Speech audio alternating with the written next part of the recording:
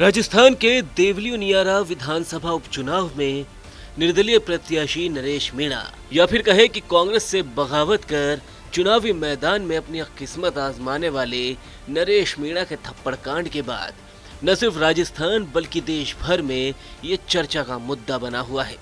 इस पूरे घटनाक्रम के दौरान नरेश मीणा का एक फोटो जमकर वायरल हो रहा है। इस फोटो में नरेश मीणा जेल के अंदर दिखाई दे रहे हैं और बिना कंबल के वो सो रहे हैं। इस फोटो की सोशल मीडिया पर खूब चर्चा हो रही है, लेकिन इस चर्चा के बीच कुछ ऐसे भी सवाल हैं जो सुनकर आप भी सोचने पर मजबूर हो जाएंगे कि आखिर ये माजरा क्या है। वायरल हुई फोटो पर सवाल उठ रहे हैं कि आखिर नरेश मीणा का जेल के अंदर का फोटो वायरल कैसे हुआ और किसने किया। क्या सरकार को अंदेशा नहीं था कि नरेश मीणा के इस तरह का फोटो वायरल होने से हिंसा और ज्यादा बढ़ सकती है? क्या नरेश मीणा इस फोटो के सहारे सिंपैथी लेना चाहते थे या फिर कोई और है जो नरेश मीणा के पीछे के दरवाजे से मदद कर रहा है? वैसे आपको बता दें कि जेल मैनुअल के मुताबिक कोई भी कैदी मोबाइल फोन जेल में नहीं रख सकता।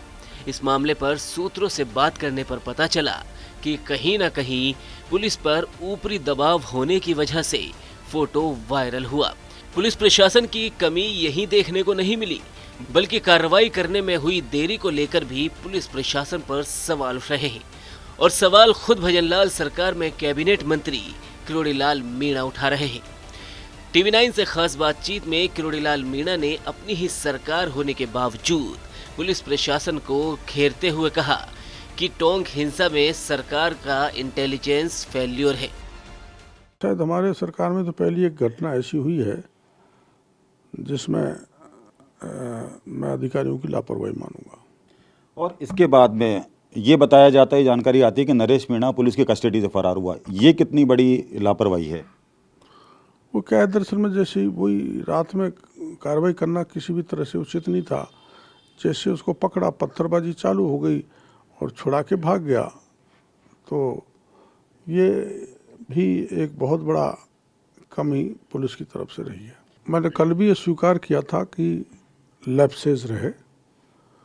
घटना जब शुरू में हुई थी तभी कार्रवाई हो जानी चाहिए थी, और प्रशासन ने इतना समय क्यों दिया, और फिर दिया तो रात्रि में जाकर वहाँ ऑपरेशन किया जिसमें इनोसेंट लोग बहुत घायल हुए और प्रॉपर्टी भी तोड़ी गई, कुछ सामान भी निकाला गया।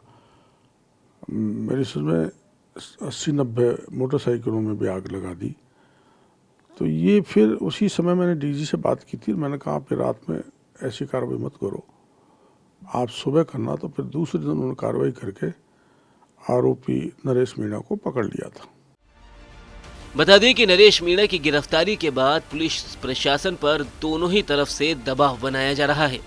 एक तरफ RAS लॉबी लामबंद होकर राजस्थान में एम्प्लॉइज प्रोटेक्शन एक्ट लागू करने की मांग कर रही है, तो वहीं दूसरी तरफ नरेश मीणा के समर्थक उनकी रिहाई की मांग कर रहे हैं।